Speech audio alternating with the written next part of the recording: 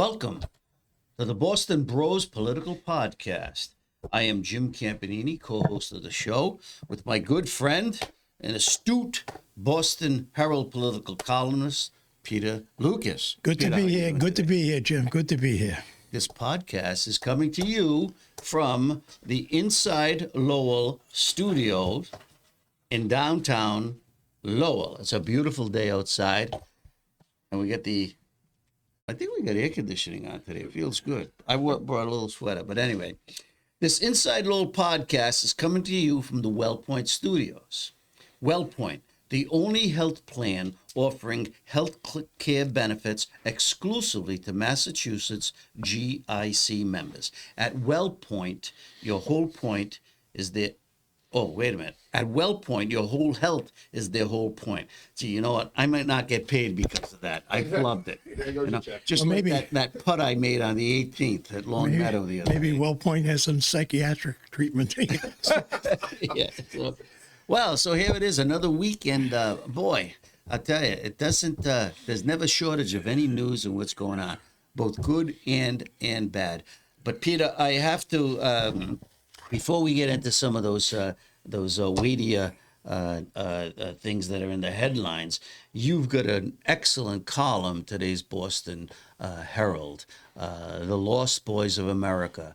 I know we talked about this in our last show, and I'm not saying this isn't a weighty issue. It is. It's a very, very serious issue, something that's been overlooked. And I posted your column on my Facebook page, and I says, only Peter Lucas is writing about these things, the sad underbelly of America, the dysfunction, the evil that lurks in the internet. But why don't you tell us a little?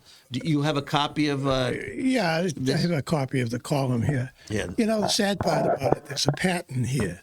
All these shooters recently, Charlie Kirk and the others, they've been committed by young white men in their early 20s. They're all loners. They live alone or they live off their parents. They don't go to school. They have no job. They have no work. They have no girlfriends. They have no work. And they spend their life night and day on the internet, on some of these really strange, angry, savage websites that they go on. And it's like a sewer out there. And they spend 8, 10, 12 hours a day on it. No companionship, no interaction with other people, and they get crazy.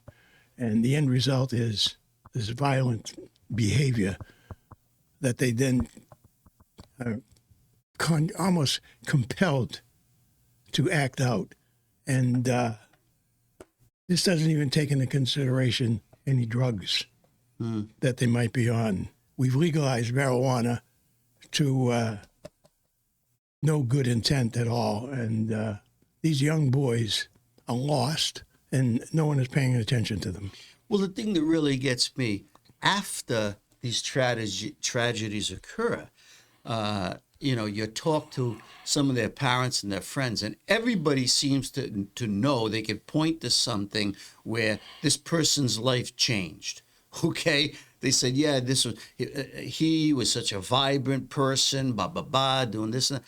And yet, when that point strikes, it doesn't seem like they know what to do, who to turn to, and yet there's more of these lost boys out there. Well, what is the solution? Look at it this way. They don't get their misinformation, their hateful misinformation from school. They don't go to college. They're not in school.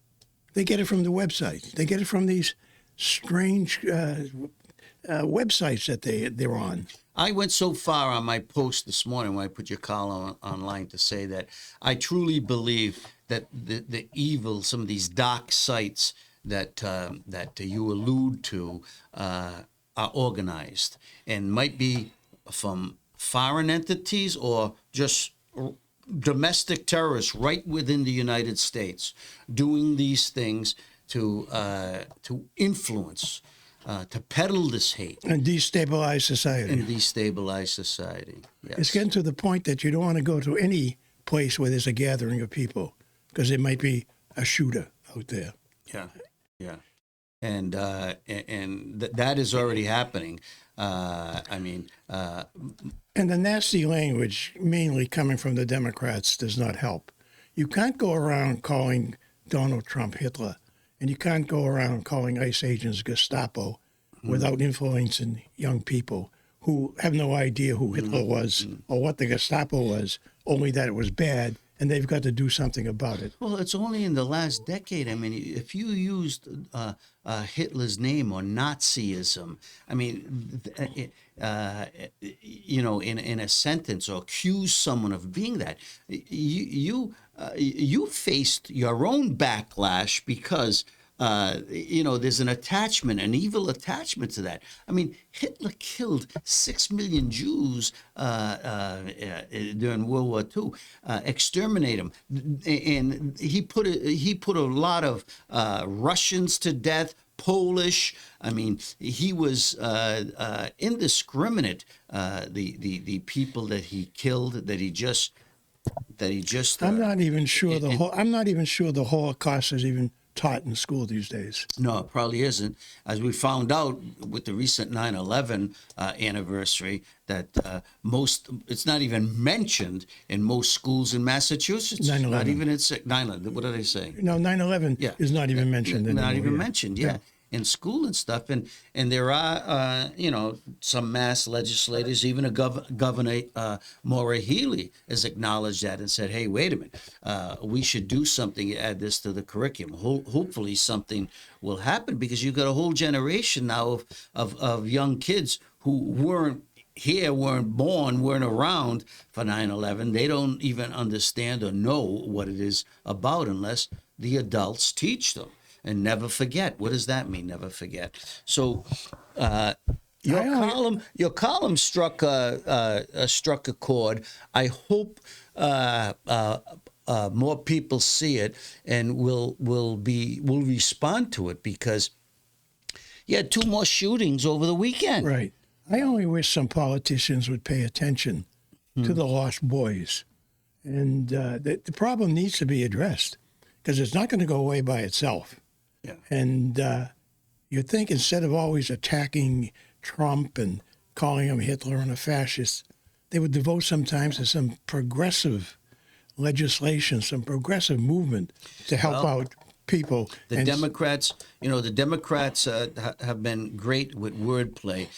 Remember also when you used to call someone a racist, you better have good information and evidence in order to do so. Now, if someone disagrees with you and your viewpoint, you're a racist. Right. Okay. Right. You're in a debate or a discussion about policies and stuff. Oh, you're a racist. They don't even stop to listen to what you're saying. This is what they're being taught in school. Yeah. So we are just diminishing the value of these words and creating more division when we use them out of context and weaponize them. Well, That's what it is, weaponizing we these live in an era when there is more information at your fingertips through the computer, and yet kids are dumber and dumber. Yeah. How do you figure? Yeah, well, we don't even have an MCAS exam in Massachusetts anymore. The teachers Thanks to the teachers union. Yeah, the teachers union was successful. They didn't want to teach it because they didn't want to be held accountable, because the test results would show who was subpar in the classroom. Maybe they were against it because they can't pass it. That might be it. But one last point. I mean, this whole thing about the Lost Boys, and we touched upon this also on the last show. Like I said, I didn't really know much about Charlie Kirk. I had heard about him. I didn't follow him. I never even listened to one of his podcasts before he was assassinated. And now, as I learn more and more about him, he's been tagged with all this stuff, homophobic, racist. There's nothing in his past to even say that. This is the interpretation of the left, taking his words out of context. The guy was all for political discourse. He was for helping people. Yes. And the sad part about it, as his wife said at his memorial, that he would have helped the person who shot him. Yeah. He would have helped that type of person. And now it's too late for that. Yeah. So anyway, we move on, and talk about moving on, and the adage, what goes around comes around. What did you think about the indictment of former FBI Director James Comey? Payback is a bitch. Oh man, and the guy is so smug, arrogant.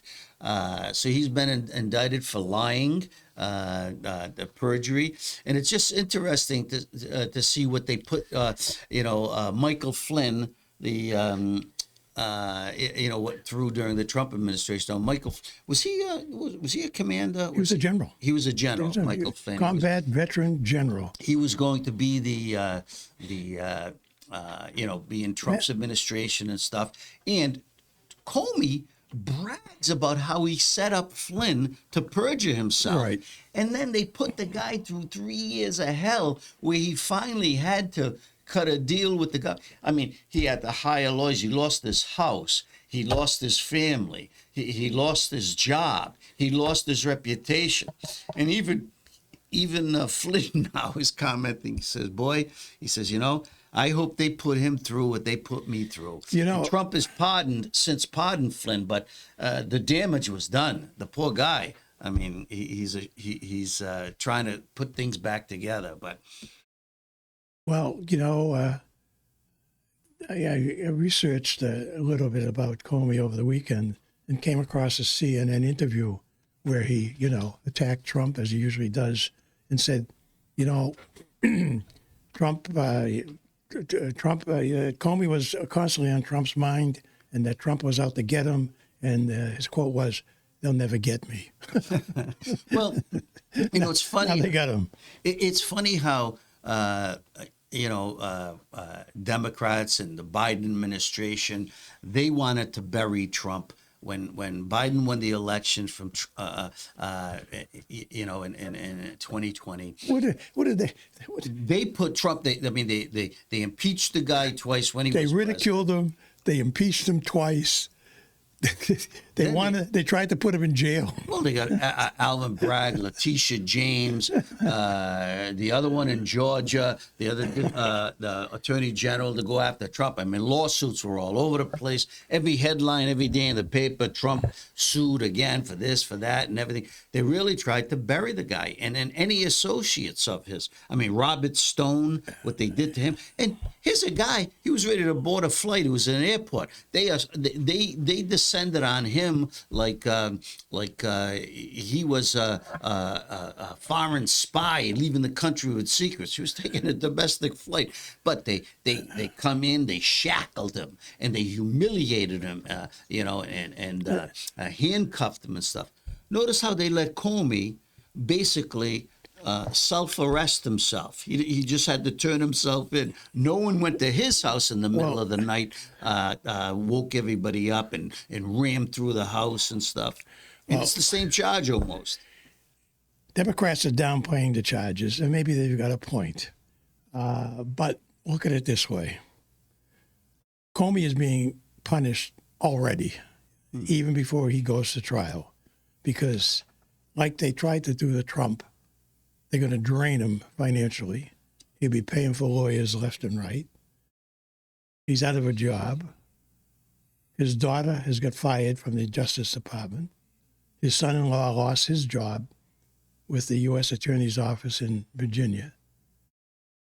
His life has been torn upside down. He's going to have his mugshot printed all over the world. And to me, that's punishment has already begun. Well, is this just the beginning? I mean, what about John Brennan? I mean, he lied before Congress. Right. Okay. He should face the music at some point. You said that Comey was what? Self-righteous, arrogant, did you call him? Yeah. I like the Well, he quote. went on his own. He did his own podcast and stuff. I like the quote that's attributed to former Attorney General Bill Barr about Comey.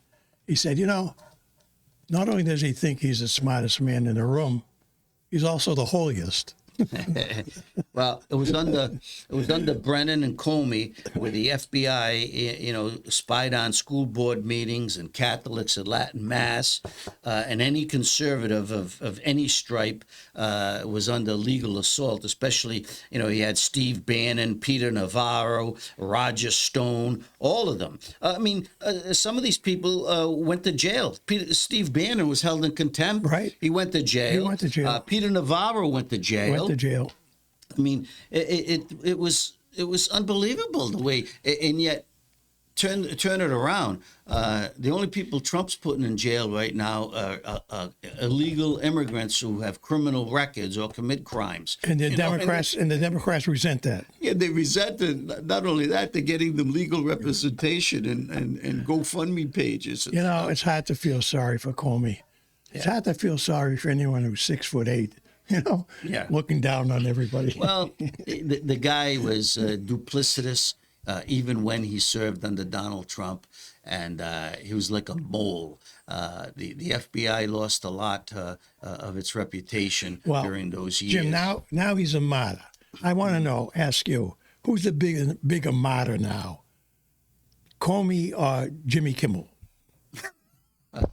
I think you could put them. Maybe they'll make a movie. The Farrelly brothers will do a movie about the both of them, Dumb and Dumber, or something. Bring that back. But man, they're going for who's the biggest martyr status, I guess. But every day there's a new one. But this is my quote of the week from Michael Flynn, who's gone through so much. Quote, James Comey deserves our utter contempt for the damage he did to our system of justice along with the rule of law in America. And I can't get more plain than that. Yeah, so I believe that's true. Okay, turning a little closer to home, New York State. What'd you think of the Ryder Cup? The Europeans beat the U.S. on American soil, a major upset. The U.S. team, captained by Keegan Bradley, almost pulled off an amazing turnaround on the final day, but they came up a point short.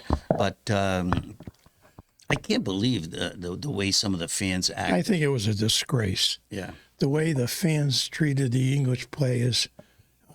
And their wives and their wives, and the fans are drunk and obnoxious, typical New Yorkers, I guess. Yeah. But why would you hold a tournament like this in New York anyway? And Long Island, so close to the city. I don't know. Well, it was interesting when, of course, they threw stuff at McElroy's wife. Well, that wasn't confirmed. She might have got hit by a spray of beer, and then the media turns it into a thing. But McElroy says that no one threw anything at her, but she was evidently she might have been in. Maybe it happened. I don't know. It was a disgrace. It was a disgrace. But they did utter F-bombs at her and Rory McIlroy, showing their displeasure. And why? Rory lives in America, Jupiter. He's got a home here. She's an American. Even before, his wife is American. He said before the Ryder Cup, he loves America. Here's what he said. Here's what McIlroy said. I don't blame him for being angry. Here's what he said before the tourney started. He said, everyone wanted to make it in America. It's the land of opportunity, and I still believe it's the best country in the world. And if you come here and work hard and dedicate yourself, you can be or do whatever you want. I am unbelievably grateful and lucky that I got to come to America early on. I think success is celebrated here. I think there's a wonderful sense of work ethic. And yeah, I live here. I love the country. This is what he said before the match. And during the match, Look how he was treated. I know. He should have been Disgraceful. He should have been embraced not only abroad but also here. But here's the other thing. I mean, Donald Trump, who's a great lover of golf, okay, owns some beautiful golf courses in America and around the world. He shows up before the start of the tournament to greet the American team, and he was warmly received. Oh, yeah. I might say Scotty Scheffler, the Chambro, who has they both played golf with him. I know the Chambro has. I don't know about Scheffler. I thought he did, and but also the Europeans. They were happy to see him and stuff. And then after they won the cup, they did a video and they trolled Donald Trump last night. I don't know if you saw the video, but Rory McIlroy's right in the front of it, and he's saying, "Are you watching this? Are you watching this?" And they're holding up the Ryder Cup trophy, and Trump goes on his Truth Social and he says, "Yes, I'm watching it. Congratulations." So it was a great great byproduct of it that the players were appreciative and stuff like that. But you're right. I mean, you wouldn't see it on the TV telecast, okay? But the Washington Post, the New York Post had photos of the drunk fans sleeping, passed out on the ground and stuff, and oh man, I mean, and this this is a gentleman's sport, right? Yeah. It's a wonder they weren't throwing stink bombs at him. But unbelievable. And then for the closing celebration, I'm glad everything went well. I mean, the fans were, they applauded the European team and stuff. But half the crowd left because once they knew the American team were out of it. Yeah, they were leaving for the Long Island. They showed the long line for the Long Island Rail. They were leaving, and the European announcer says, "Well, would you leave at the top of the ninth of a baseball game? And if there's a chance your team can win, it's that time. The U.S. was making a rally until Shane Lowry put in his 6-foot birdie putt to give the final point. Let's put it this way. They'll never hold another Ryder Cup in New York again. Yeah. Bethpage Black is a municipal course, a beautiful course, but they'd be better off going to Kyiv in Ukraine. Yeah, you're probably right. But I'm glad it's come and gone, and the U.S. rallied. But I tell you, those Europeans, they know how to work together, at least on the golf course. Right. Maybe their leaders could take something from that performance, because while the U.S. team is great in individual play, I tell you, they don't work well together as teammates when they're playing 4-ball or alternate shots. There's too many stars. They all want to hit the ball as far as they can, and there's no strategy. I don't know, but hey, listen, they're all rich, so what the hell? But the best they're all millionaires. The best thing, it was safe and secure, and it always is a great event to watch. So the Ryder Cup, we'll see you in, 2 years or 4 years? Every 2 years, yeah. We'll see. And we're going back to Europe. So those fans are probably all getting lathered up already. So we'll see. Oh, speaking of Europe, Trump at the United Nations. Well, he gave them hell, huh? He gave them hell. He told them how they should be running their countries, and they should be running their countries the way he's running his. Yeah, and you know what gets me? After the initial responses, okay, and then the Trump was very, very critical of Canada, Australia, and France that came out, endorsing a Palestinian state. Then he puts out a plan, okay, which basically sets a pathway for something similar. Although the Arab nations really loved the plan because it would put them in a key role to make sure that Hamas has nothing to do with it. And that plan get lost in the shuffle, though. Yes. Yeah. Yes. And even the European nations were very happy with it. And I tell you, enlightenment all the way through. A lot of good points, things that could be done. And it was interesting that Netanyahu, who was silent, because he said that the creation of a Palestinian state is the death knell to a free and a progressive Israel. And I mean, I guess he has to say that, but he certainly believes it. Oh, sure. So it'd be interesting to see if this gets any more traction. I mean, it does set up a world fund to pour billions and trillions into Gaza and create neighborhoods for the Palestinians, but. He has a plan. The Europeans don't have any plan. I know. They just have a PR statement saying, yes, we want a two-state solution. We recognize Palestine as a state. What's to recognize? It's all rubble. Right.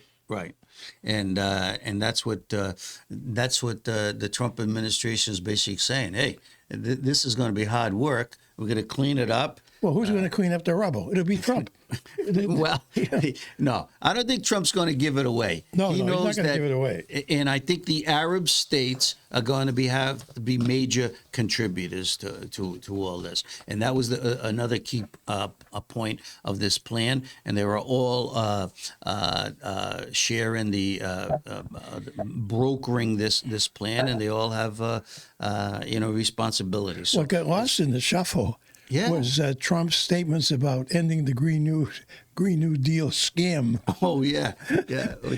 And he pointed out how, they got no energy in Europe because they all went into wind power, and there's no wind. So, and now they're reverting back to oil and gas and coal. And it's amazing. I thought Greta Thunberg was going to storm the United Nations, but she's on another ship cruise. She's too busy making peace in the Middle East. So that's a whole other story. But Trump had a pretty good week, and now we're coming down to the possibility of a government shutdown.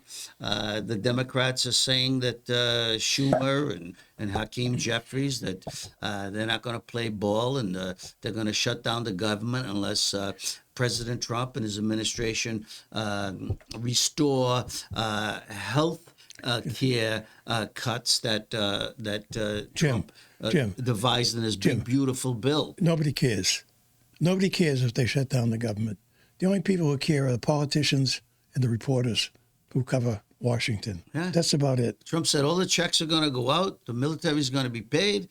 Your Social Security check's going to go out.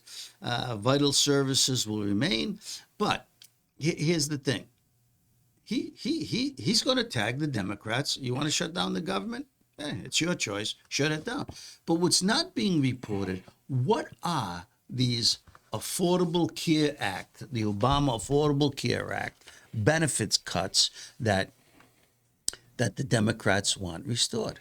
Well, a lot of them, a big percentage of it, are health care benefits that were paid to illegal immigrants. Right. I mean, when the people really realize what it is and what they're talking about, but you very rarely see that reported in any of these news reports. I mean, it's unfathomable that the press, the mainstream media, wouldn't dig and put those things in. I mean, it's all about narrative nowadays, and if it doesn't fit their narrative. The left wing, the establishment media is in the tank. It's been in the tank for years. Now it's worse and worse.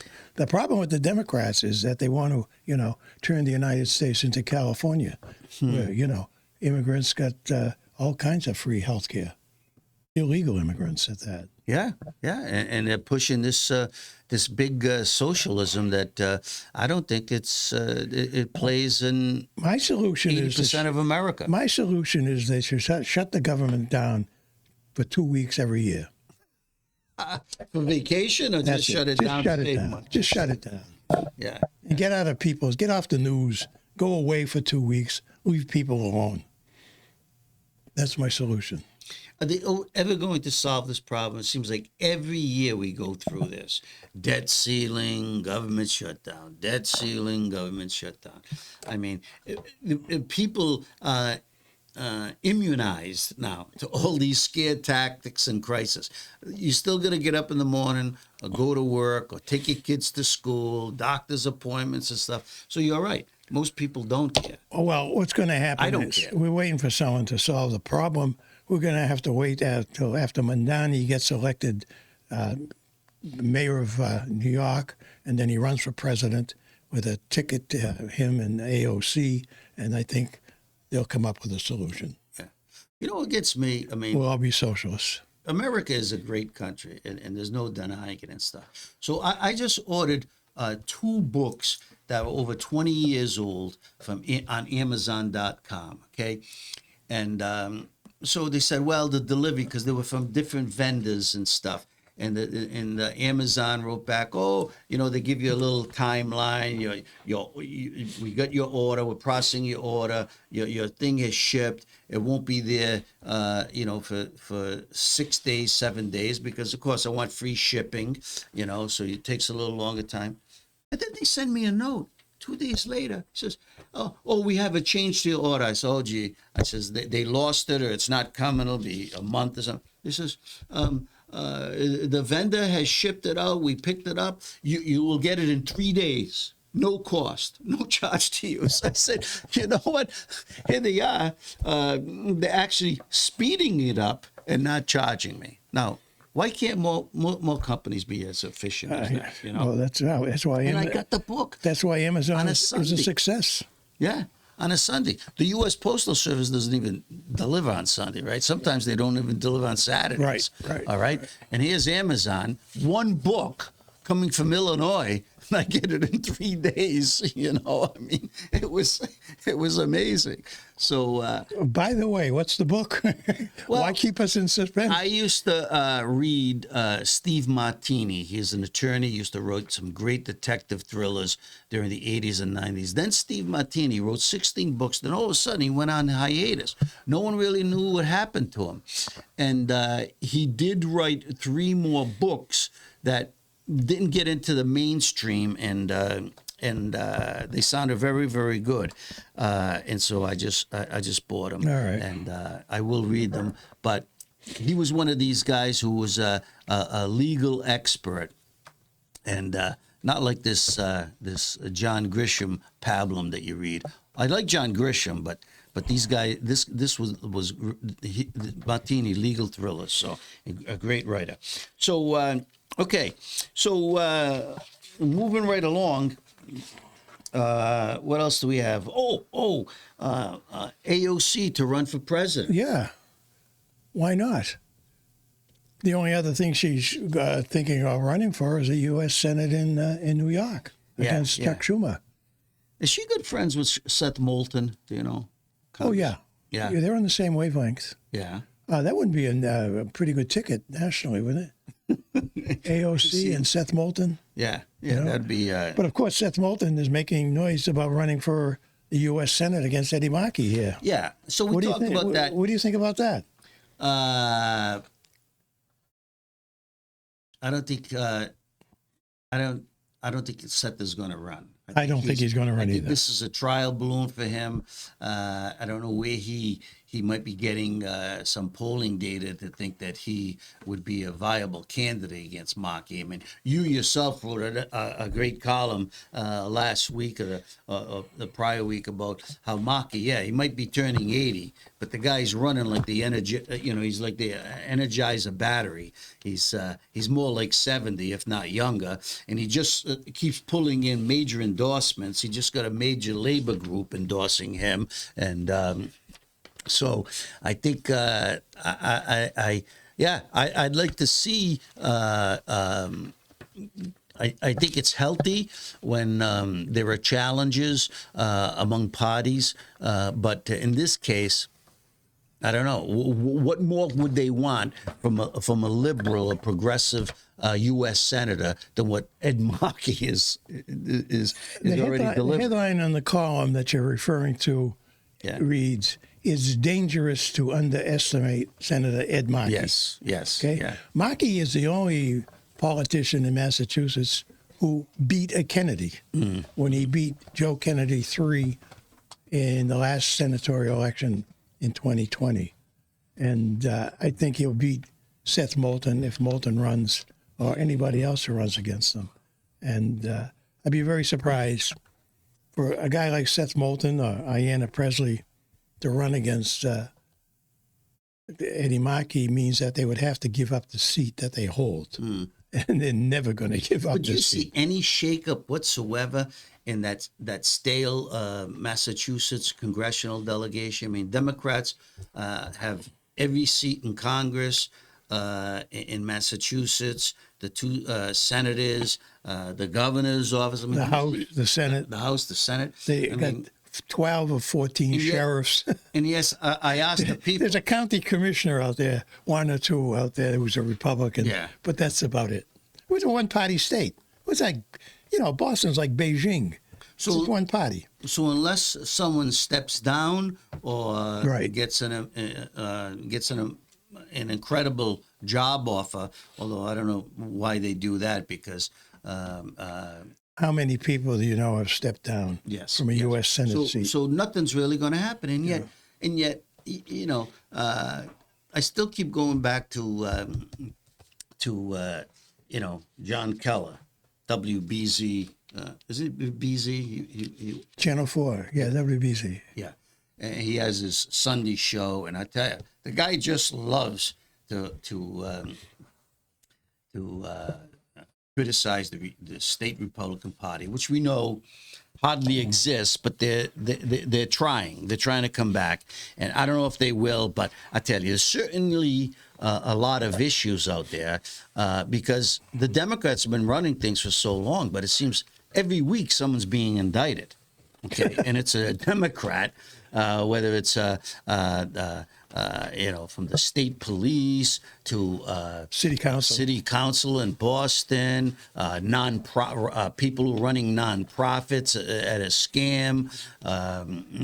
It's just amazing, and yet I think people are getting weary of this and the gimme gals and everything else, and some of the things that the Democrat Party says they're doing, that they care for the people and stuff, and yet housing prices keep continuing to skyrocket. There's still traffic congestion. The MBTA breaks down, and you read these stories about exorbitant pensions, salaries, bureaucracy bloat. I mean, Peter, there's a lot there on the table to exploit, but there aren't any candidates or worthwhile candidates on the GOP side. Incumbency is so important in Massachusetts, and the only way a Republican can get elected is there has to be an opening, and there are no openings. The incumbents have total control over the political situation in Massachusetts, and I don't see any change in the near future. It's like a stranglehold on the state. Yeah, but that's the voters vote. The voters vote this way, so people must be content. And so the Republicans appear to have two knowledgeable candidates running for governor. Okay, Mike Keneally and Brian Shortsleeve. Right, they both would be qualified. They both are qualified and competent. But there's like nothing underneath.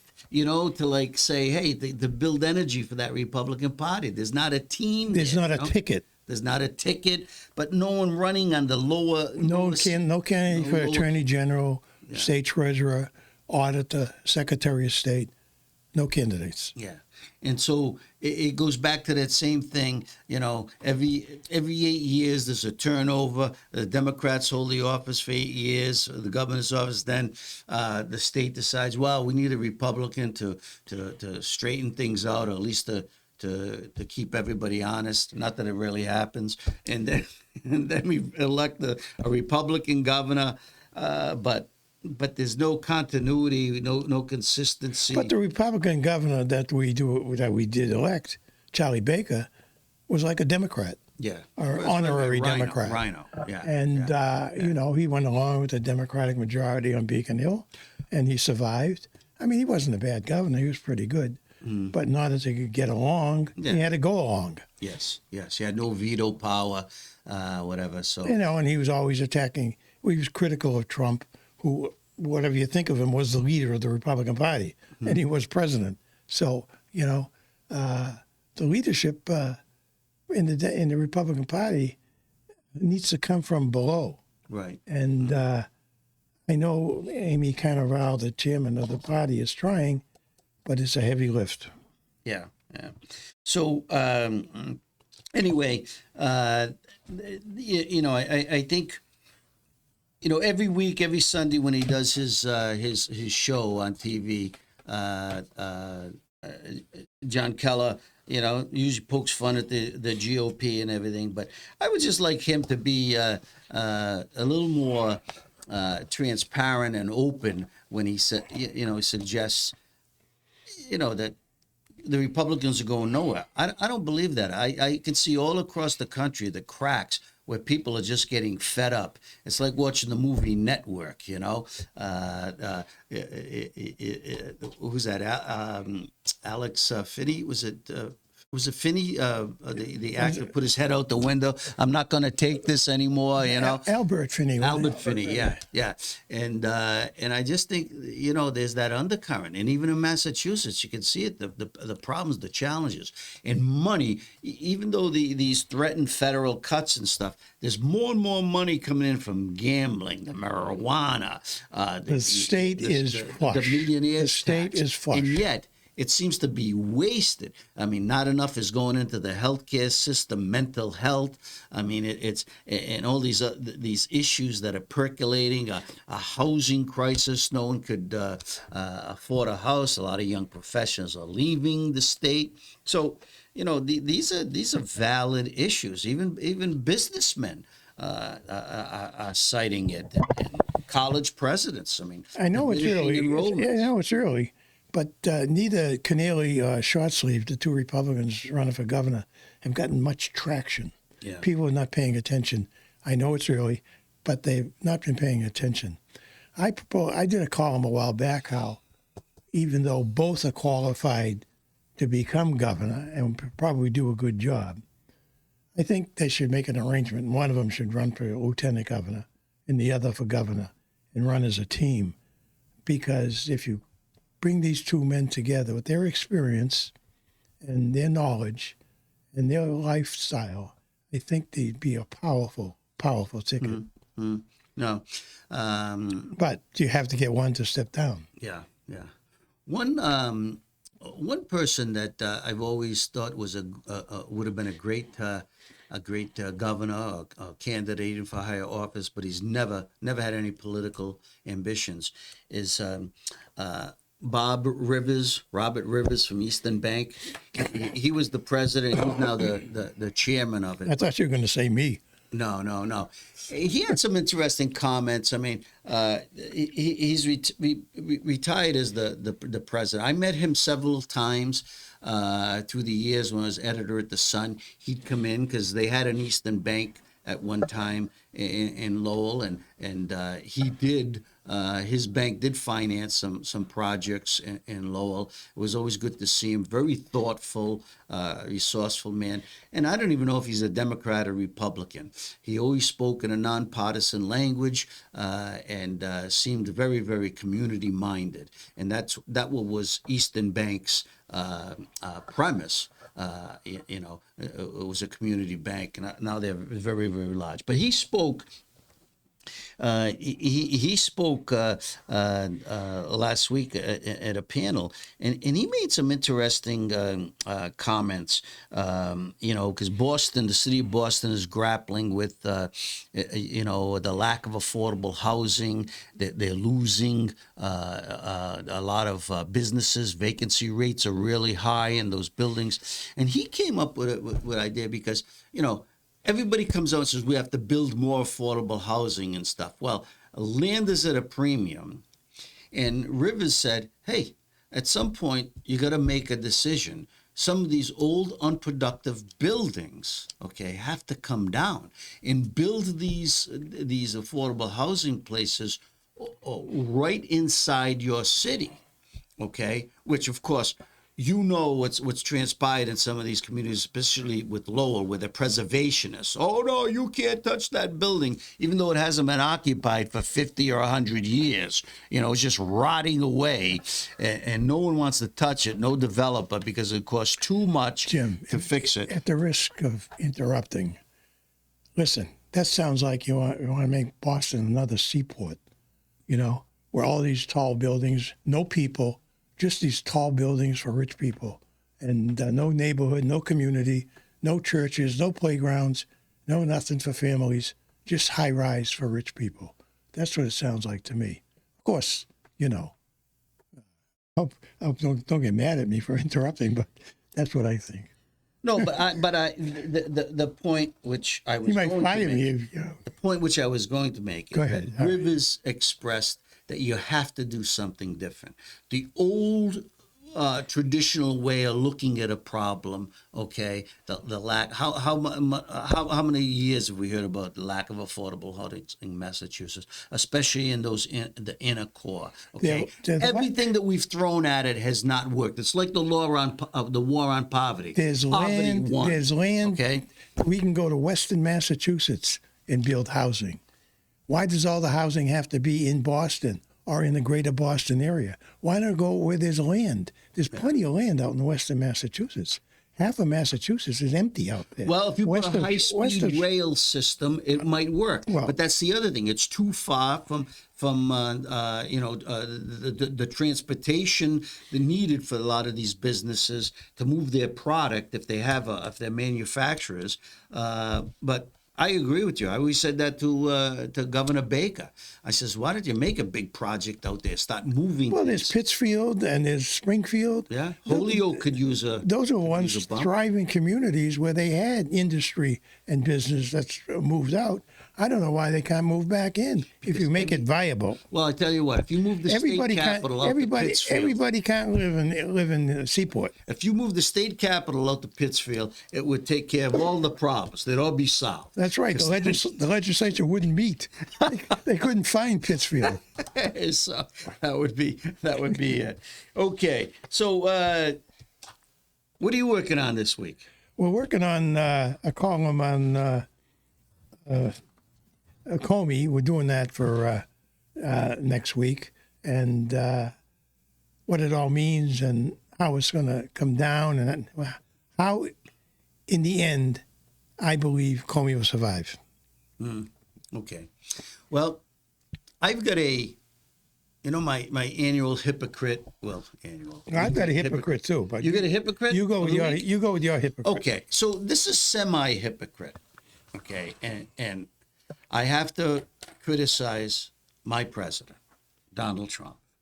Okay, you know, a report came out this week talking about January 6th because the Republicans are investigating reopening that, finding a lot of things and stuff. And a report came out that there were 274 FBI agents among the mob, okay, that On January 6th? on January 6th, that went in the Capitol. Okay.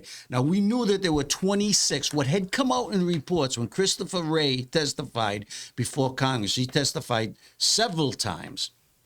He mentioned that there were informants that were among the crowd and group. Republicans seized on that and said maybe they were inciting the mob, whatever. We still don't know their clear role. This was possible. This is hopefully what might come out from the investigation. But what Ray never mentioned was the fact that there were 274 FBI agents. Okay, so Trump seizes on that, goes on Truth Social, and right away, no, it's coming. He was beside himself. So, they were in the crowd. What were they doing in the crowd? They and blasting the FBI. The truth is coming out. They got involved in that mob. What is this, Christopher Wray? Well, it was his own FBI director, Kash Patel, who had to basically not contradict the president. He would never do that, but basically correct it. Okay, it turns out Donald Trump evidently didn't read the full report. But my problem is with the media because, you know, they seized upon Trump's comments and then, put that out there. But if you read the report, and Kash Patel said it, yes, there were 274 agents. They were called in by the Capitol Police, which was overwhelmed at the time. They were calling in everybody. And the 274 agents came in after the riot had already started to try to quell, this action, which raises a whole nother point. But Patel also says that is not the role for the FBI. They should have never been called in, And Christopher Wray should have never allowed it to happen. This is just like the critics, Trump's critics, saying you shouldn't send the National Guard to the cities, or the military. You can't send the U.S. military into action and stuff like that. Well, it's true. Protocol, FBI protocol, that is not their job, and they are not supposed to be used in that way. So now, other conspiracies are starting, because how did they get these 274 FBI agents so quickly? They're all over the place, all over the region. They were already there. And this is what Kash Patel, he didn't want to speculate, but others have done it for him, saying, well, this opens up a whole nother can of worms. Why were they ready and waiting and willing? And they were taking names. The second they got there on the scene, they were identifying who was there, taking photos in the crowd. So it's opened up a whole can of worms. Trump, I think, should have read the full report before he went on Truth Social. But Christopher Wray perjured himself before Congress, or maybe he didn't perjure himself, but he didn't tell the whole truth, because these 274 people were never mentioned, and he was asked how many FBI agents were in the crowd, and he said none. Don't let the facts interfere with a good story. So we're going to see. Hopefully they'll get to the bottom of this and stuff. All right, my hypocrite is my old pal Hillary Clinton. Hey! Who went on national television to criticize Republicans and conservatives for demonizing people. She said that, we've got to stop demonizing each other. Now, I think most of that from the right is coming from the right, demonizing people. This is a woman in 2016 who, running for president, called half the country deplorables and irredeemables. And she lost the election. But I think it's kind of quaint that now she's against demonizing people. Anyway. Well, I just think, you wrote a great column on the Lost Boys. I think someone should give like a $50 million bounty if someone could find her lost emails. Okay? It would be a great contest. And I bet you there's hackers out there who could find it. Okay, Hillary Clinton's maybe one of these lost boys can find it when they're on the internet. Yeah, it would sure lead to hopefully nonviolence. So, we've covered a lot.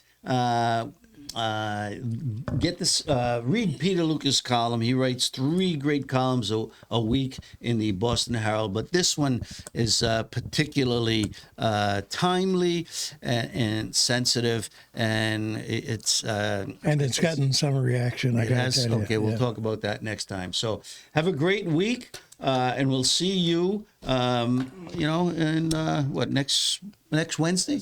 Next Wednesday. Ciao, baby.